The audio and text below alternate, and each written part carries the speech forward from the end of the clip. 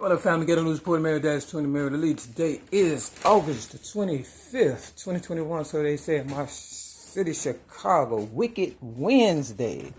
Today is also the day that the singer, Aaliyah, rest in power, supposed to have died on August the 25th. Now, I can remember where I was at when I heard the news. I was in Mount Prospect working a graveyard shift, putting computer chips in boxes or whatever. Now, at the time, I didn't even really know nothing about a computer, nothing like that, and the internet and all that.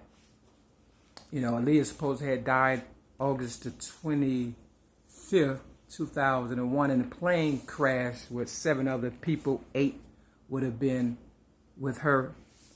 And, you know, I remember people kind of referencing her death while I was at work and stuff. And, you know, she was younger than me, of course. You know, my name is Mary-MACK-U-LE, Mary-MACK-U-LE, Ghetto News Reporter and originator of rap. I was born May 25th, 1967. But I like some of her music, you know, One in a Million. If at first you don't succeed, dust yourself off, try again. I kind of came familiar with her with R. Kelly and the scandal or whatever, with her being R. Kelly's fiance and being underage or whatever the case was and stuff, you know. But other than that, I'm not going to say I was a fan. I never really was a fan of any real artist. You understand what I'm saying? I like and love music, don't get me wrong, but I wasn't a groupie that went to concerts and things of that nature and was, you know. But if you was good, because I sold music, you know, I had to keep up with, you know, the ones that were hot or whatever and stuff, and, you know, the requests that people made. Now, I'm not saying one way or another that that's a good or bad thing. I'm just saying that was my preference and my, you know, way to make a living also, you know. And I don't believe a person should become obsessed with something just because, you know, they like it or whatever. It's like a person that may like smoking marijuana. That don't mean you're supposed to be, you know, become a, you know, a pothead. You understand what I'm saying? So you have to be, you know, everything in moderation. I said all that to say it was supposed to be 8 people, right, that died in the plane crash with Aaliyah or whatever it's the case, you know, all together. Now, you know, I became the originator of rap in 1975 at the age of 8. And everything is based loosely around my child abuse story, me being an advocate against child abuse victims. You understand what I'm saying? I don't like people beating up on children and using them, and you know, you got child labor laws, and you have child trafficking, and you got child sacrifices. So I'm not for all that, you know. So I've been fighting all my life ever since I was put in Chicago Sun-Times newspaper at the age of 6 in 1973, trying to, you know, get my voice out there to, you know, stop the abuse against not only children, but people, you know, in general, who have been, you know, thrown to the wolves, so to speak. Now, like I said, you know, I was working at Mount Prospect in 2001 when Aaliyah supposed to have died, August 25th.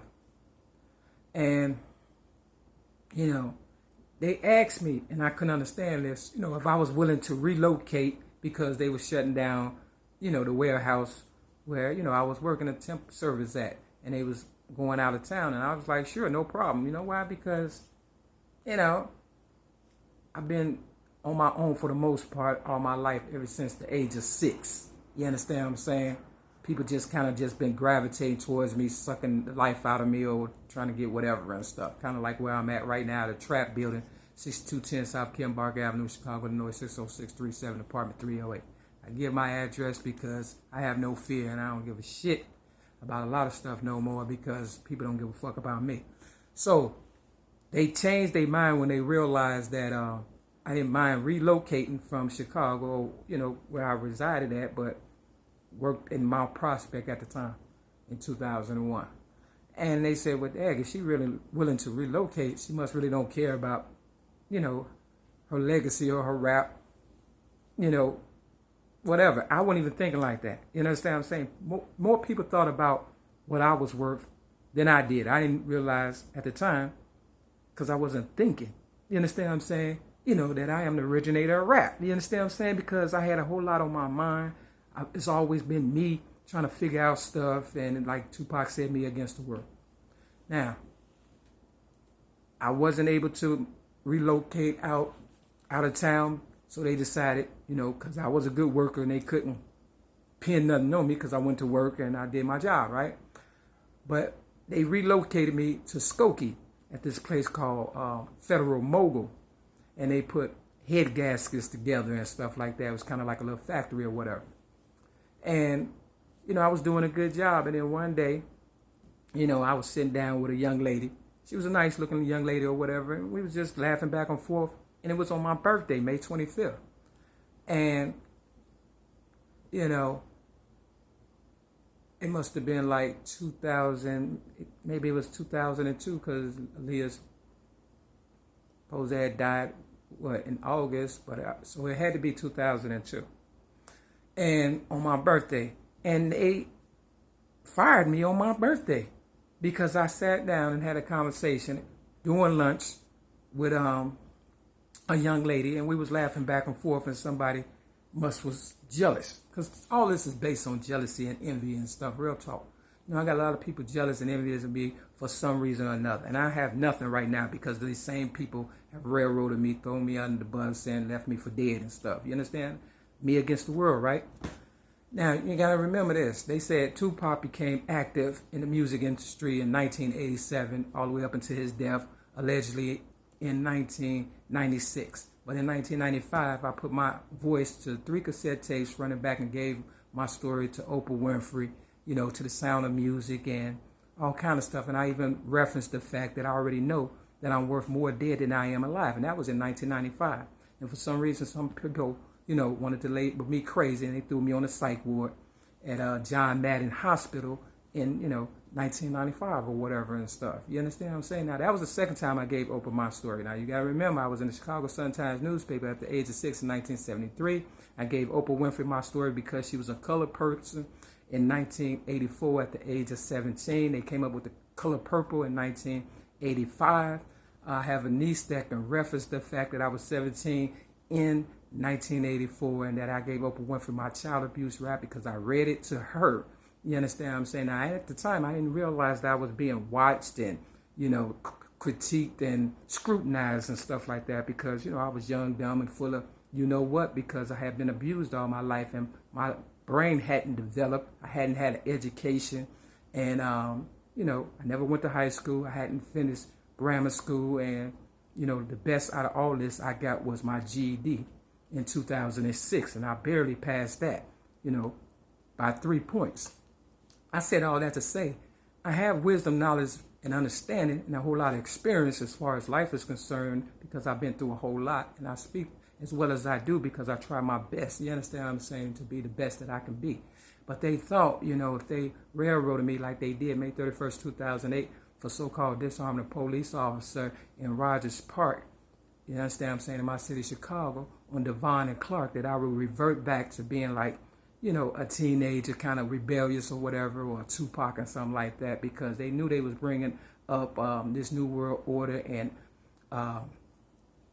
Young M.A. and, people gravitate towards, the Tupac that they, see the, on TV or listen to it. You got to remember, Tupac is just as old as me now. You understand what I'm saying? So they basically use my truth as me saying I already know that I'm worth more dead than I am alive back in 1995. And then what? He tapped out in 1996, right? And went with that Machiavelli who killed, suppose that had, faked his own death or whatever and stuff. They got a lot of good information, let's put it like that, off them 3 cassette tapes that I made with my voice added to it front and back and stuff. So they use my stuff against me like they always do and stuff. And then, of course, everybody gets the credit, but I don't get nothing. They get the money, I don't get nothing. I never had a new car, never had a day at the spa, never had a real vacation. You understand what I'm saying? Never had really family and friends and things. You see where this is going? And I only get less than $800 a month today. You understand what I'm saying? So, you know, basically my life is fucked. I can't get a job because remember I got, you know, fired on my birthday for some bullshit. You understand what I'm saying? So I can't get a job. I don't, you know, they stole my car when they railroaded me. You understand? I had everything going on. I was a good person. You know, understand what I'm saying? I'm not trying to gain any sympathy from nobody or empathy or, you know, whatever. I just want you to put things in perspective because there's a lot of lies been going on. Just like in the movie The Django, you know, people was playing characters. And even Tupac himself said, you know, that people just want to play a character or whatever and stuff. See, they have to gain your trust in order for you to buy into the lies and stuff. You know, there's a guy by the name of Richard Dimplefields who had a song that said, books, movies are corrupt. Suicide is way up. You understand what I'm saying? If it ain't one thing, it's another. It's the name of the song. And if you listen to that, it's true. You know, and I also put that song in my voice in 1995, you know, and gave it to Oprah Winfrey in, you know, 1995 to the Sound of Music on cassette tape, right? So I said all that to say this. I don't know if Aaliyah died or not, but I did, you know, do a video some years ago, and I titled it, you know, do not say I didn't warn you, because we are going backwards, y'all. Y'all think we moving forward, but we going backwards. And I'll be damned if I'm gonna be a victim to my own story, and I done made everybody billionaires and trillionaires and even zillionaires. You understand what I'm saying? I am worth the most, and I know I am. So, you know, if you think I'm gonna have every random crackpot out there just, you understand, coming at me because they feel as though they can get some bars and stripes or whatever on their name and stuff by messing with me, you got me fucked up. So, you know, I'm trying to figure out if Tupac is still out there, why he ain't coming and dressing me and stuff. I've seen T.I. in person. I've never seen Tupac. He's supposed to have been active ever since 1987 to 1996. How convenient after, you know, I gave my story to Oprah with my voice and stuff, you know, in 1995. Then he wanted to tap out. How come he didn't tap out before? Okay, yeah, that's what I thought. But anyway, his first album didn't come out to 1991. You understand what I'm saying? But they say 1987. He been active. Why? Because MC Lyte been active allegedly since 1987. But her first album didn't come out, Light as a Rock, until 1988. You understand what I'm saying? You see where this is going?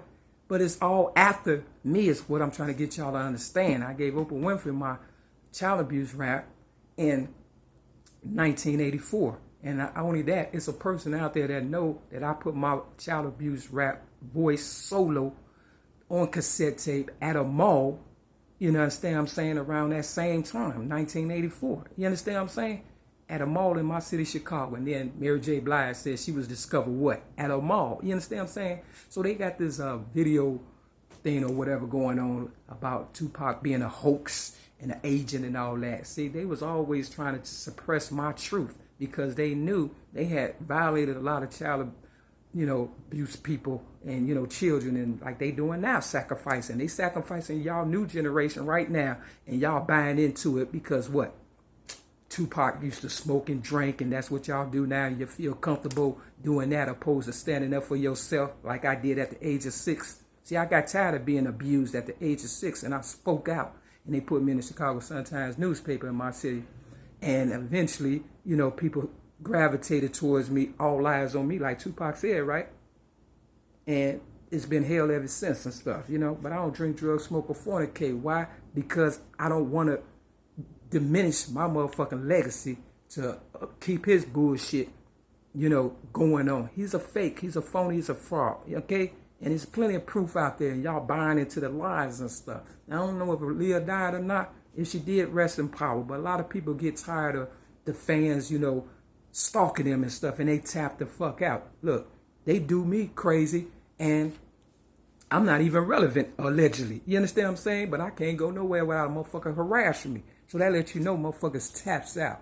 So I'm going to give you this scripture for Aaliyah. And this is Micah chapter 6 and 7 at the top. I was born in 67. You see that?